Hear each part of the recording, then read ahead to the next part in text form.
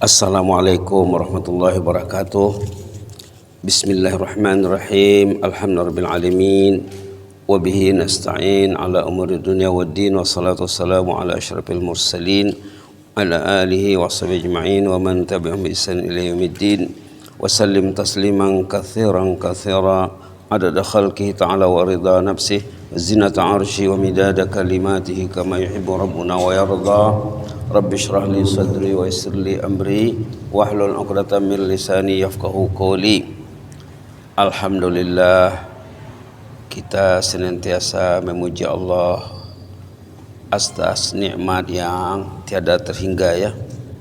Nikmat iman, nikmat Islam, nikmat salat, nikmat masjid, nikmat sehat dan lain sebagainya. Mengawali tazkirah ringkas subuh, dilihat ayat 14 surah Al-Fajr. Tadi dalam salat kita mendengar surah Al-Fajr. Ayat 14 Allah memperingatkan inna rabbaka labil mirsad. Dua patah perkataan saja ya.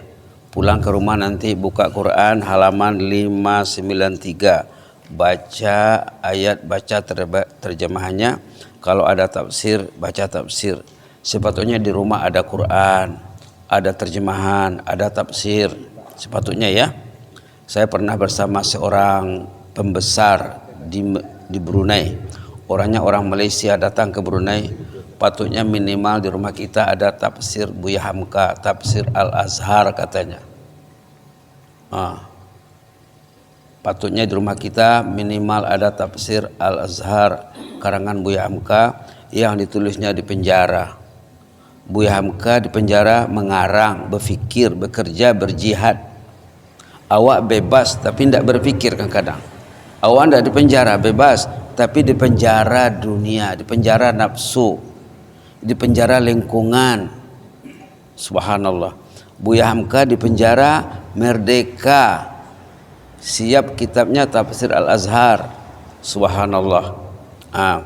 Bisa dilihat nanti di sana ayat 14 surah Al-Fajr, inna rabbaka labil mirsad. Bisa kita baca inna rabbaka labil mirsad. Inna rabbaka labil mirsad. Tuhan itu tetap memperhatikan kita. Itu artinya ini. Yang kita bincang sebelum ini ayat 152 surah Al-Baqarah, fazkuruni azkurkum, ingatlah aku mengingatmu. Ayat ini Tuhan mengatakan inna rabbaka labil mirsad. Allah itu tetap memerhatikan Anda. Jam berapa orang tuh tidur, apa niatnya waktu tidur, niat nak bangun jam berapa, saya sudah bangun bikin apa lagi sampai nanti dia tidur malam. Inna rabbaka labil mirsad. Allah tetap memantau, memerhatikan Anda. Subhanallah. Patutnya ayat pendek seperti ini diinstalkan di dalam hati itu, masukkan dalam hati, difahami dengan baik.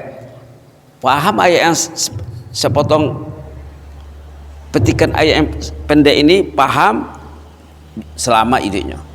Selama hidupnya ya. Baik, kita bersama kertas yang sudah diedarkan tentang hadis yang kemarin Bapak tuh minta mana karotehnya katanya. Kemarin Bapak tuh minta karotehnya mana? Ini karotehnya. Zikir ringkas, amal singkat nilai berlipat. Kita baca amalan ini dengan yakin, dengan ikhlas, dengan faham, mengimbangi amalan bertahun-tahun. Coba kita baca ya. Subhanallah wa bihamdihi adada khalqihi wa ridha nafsihi wa zinata arshihi wa zinata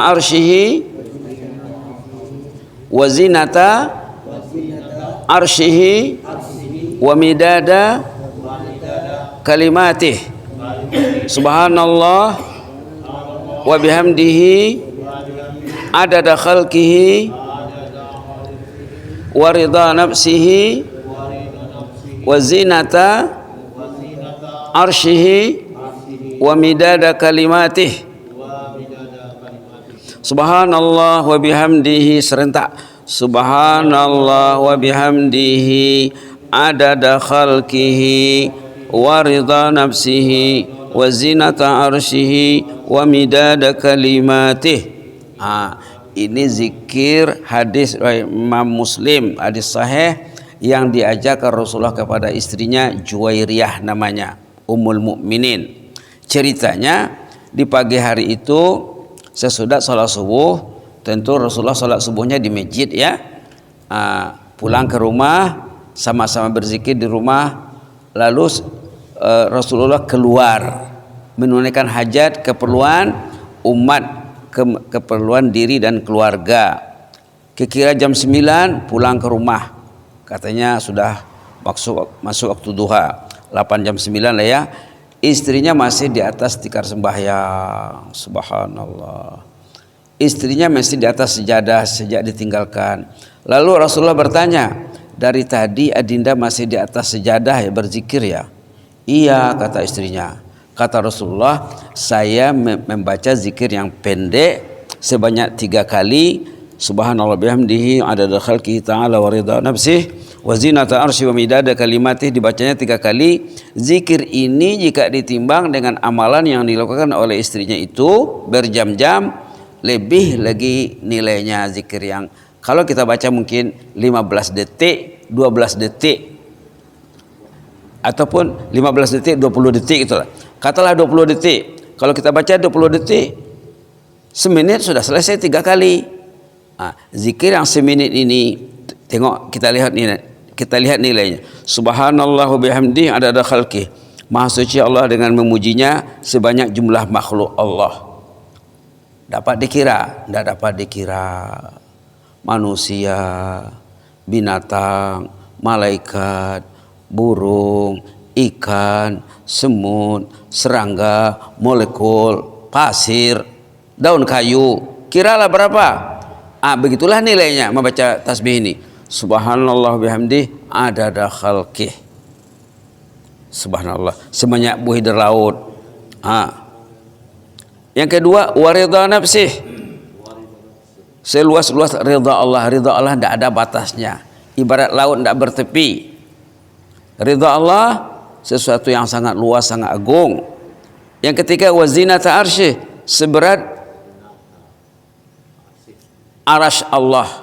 Aras kalau dibandingkan dengan bumi dan langit ini kecil bumi dan langit ini. Ini kita berzikir sebanyak berat atau seberat timbangan arasy Allah. Wa midada kalimati, sebanyak kalam Allah.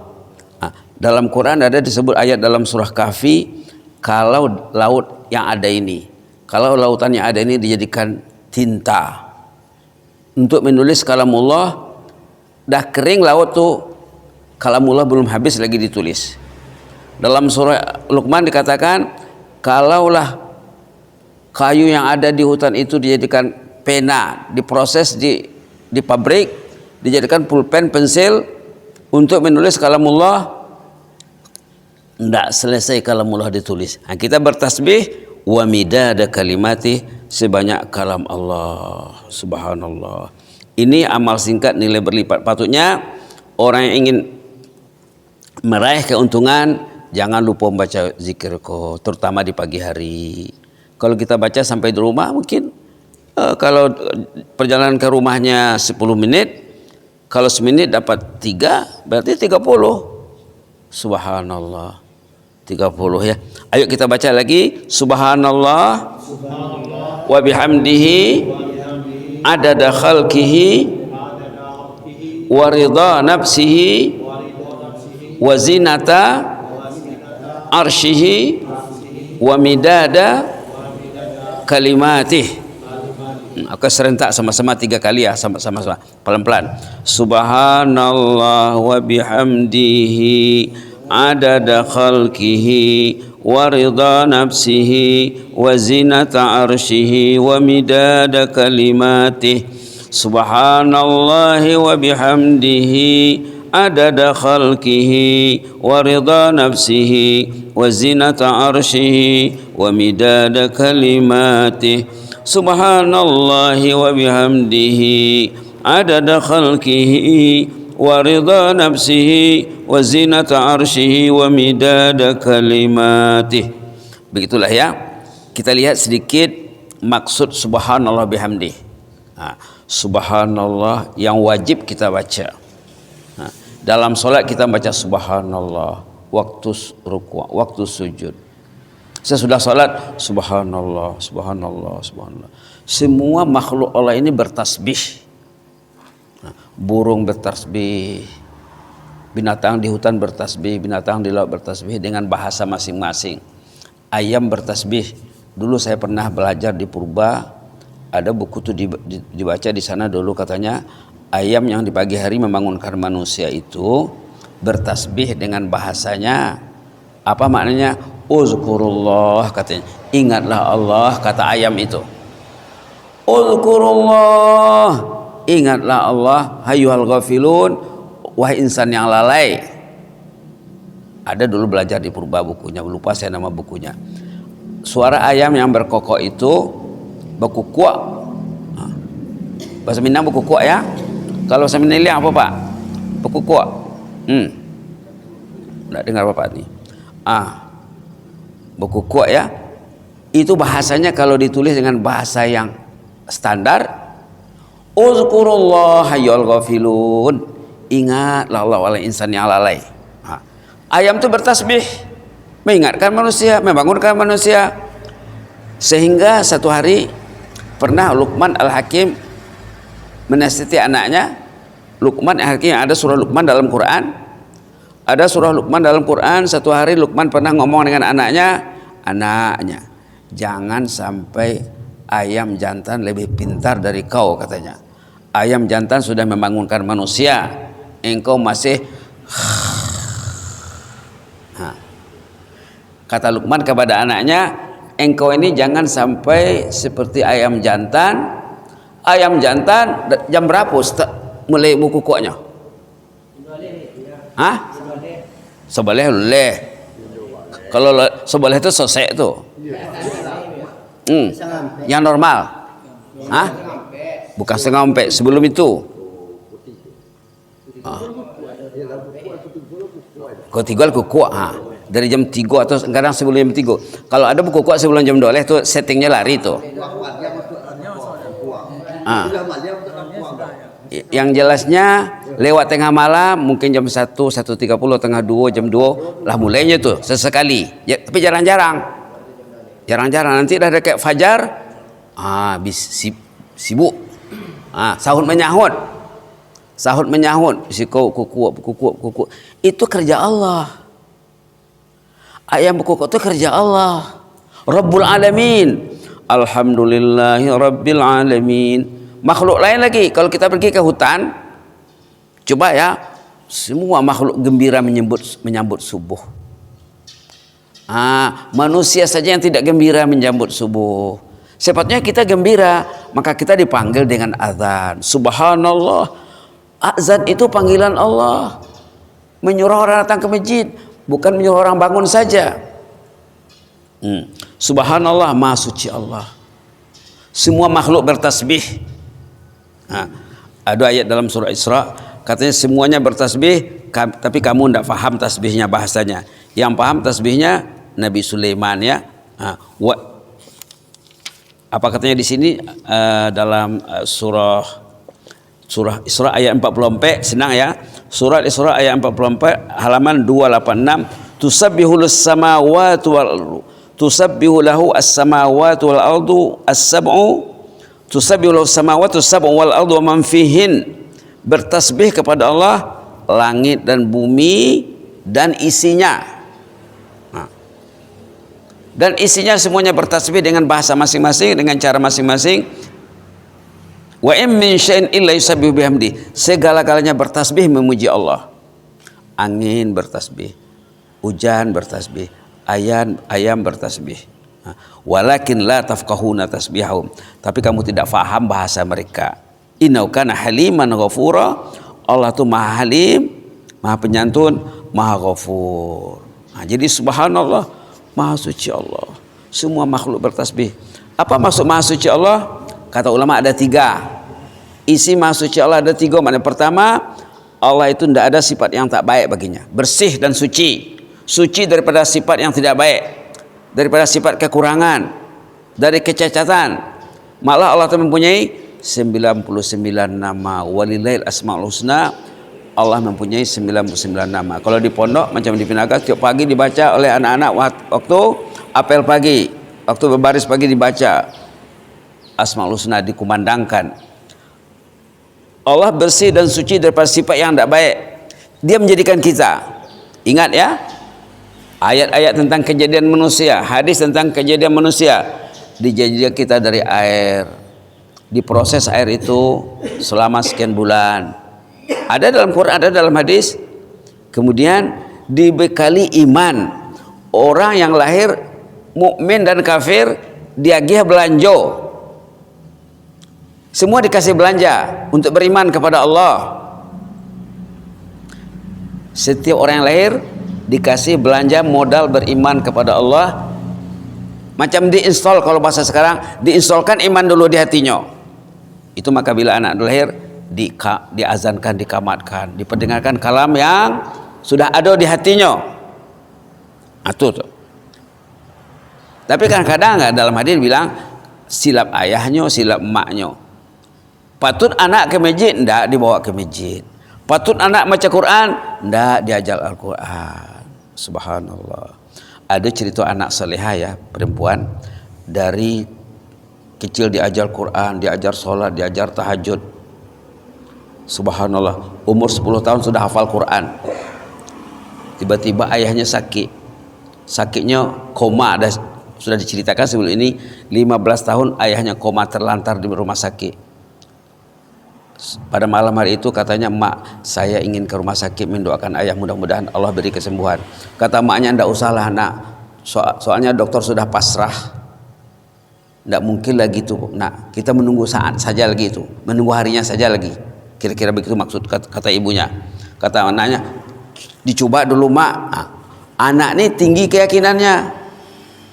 Poilah anaknya ke rumah sakit malam-malam, berdoa dari jam tengah 2, 1.30, baca Quran, berdoa baca Quran. Duduk ayahnya.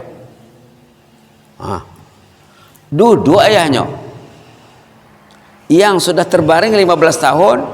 Jadi orang-orang yang sakit di rumah sakit awak tuh ndak ada untuk itu doh. Ndak ada sampai 15 tahun terbaring di rumah sakit. Ikut 15 tahun diperiksa oleh dokter, 95% otaknya sudah tidak berfungsi. Tinggal 5 lagi yang membuat dia bertahan masih hidup. Tapi hidup tidak, mati tidak. Koma. La yamutu wa la yahya. Hidup tidak, mati tidak. Tapi dengan keyakinan anak tadi, subhanallah, duduk ayahnya menjelang subuh, ngomong, man anti wa maza taf'alina huna, who are you, what are you doing here, kamu ini siapa sih, ngapain di sini? Man anti wa maza taf'alin, 2 kali. Kali pertama anak tadi macam tidak yakin, jangan-jangan saya bermimpi berangan-angan. Kali kedua, man anti wa maza taf'alina huna, who are you, what are you doing, ngapain di sini, kamu ini siapa?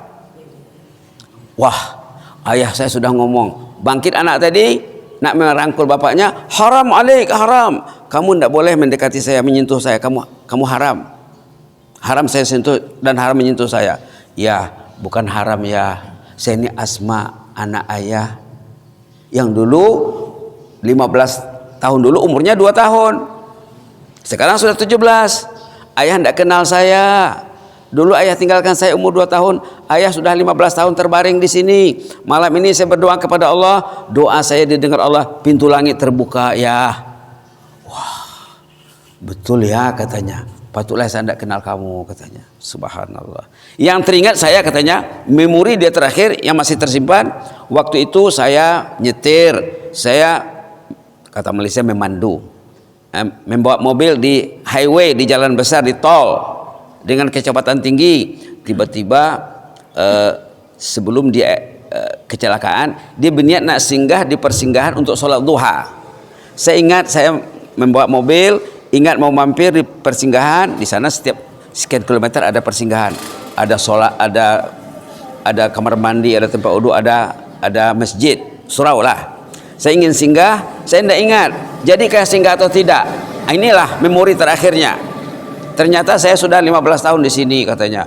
Nangis bapaknya tuh. Tengok ya, subhanallah, maha suci Allah. Allah bisa menyembuhkan orang yang sudah koma 15 tahun.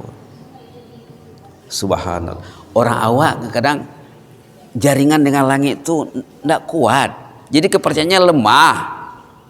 Maka kalau ada masalahnya susah mau selesai. Karena subhanallah itu di hatinya tidak penuh.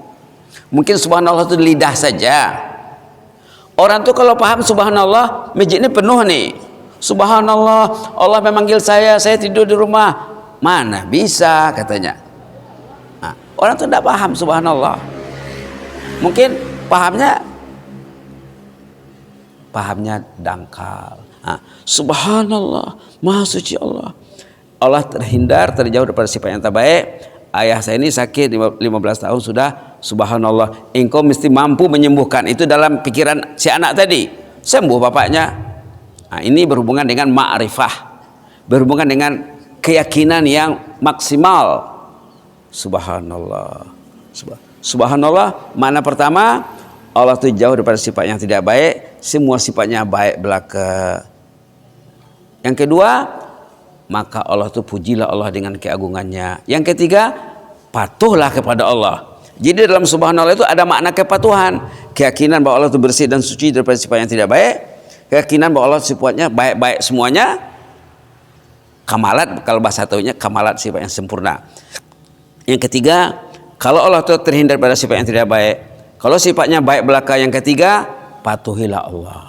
Dalam subhanallah ada makna kepatuhan. Itu maka seluruh alam ini bertasbih. Seperti yang dibacakan ayatnya tadi. Semua bertasbih. Semua tunduk kepada Allah.